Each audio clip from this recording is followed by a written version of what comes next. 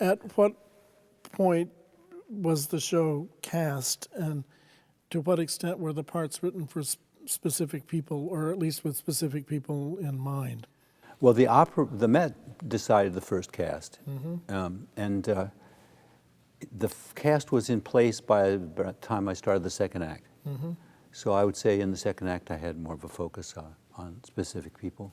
Because you knew Lorraine, of course, from Lorraine Lieberson from Emmanuel. And Lorraine was my my only nomination in the cast, actually.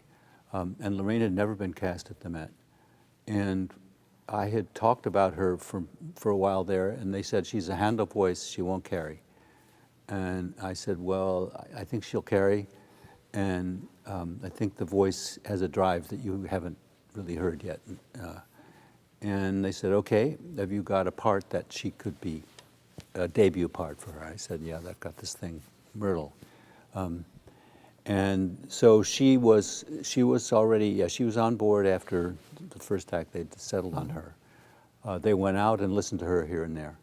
But really the mindset on her was a typecasting kind of thing, that she was a Baroque singer who in a big house like that, and with that kind of an orchestra, you weren't going to hear her.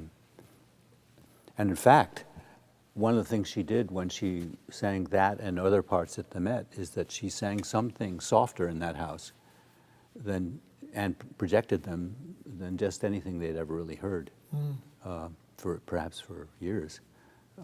And it was one of those things that's hard to imagine until you actually put everything in place, and then it turned out, I think, pretty much what I'd imagined. Also, a extraordinarily prepared performer, which I think had a great effect on the whole cast, to have someone show up so totally versed. I don't mean just in her music, but like everything she could learn about the background of the story, and she knew everything about 20s dress and manners, and it was a kind of preparation which just raised the bar.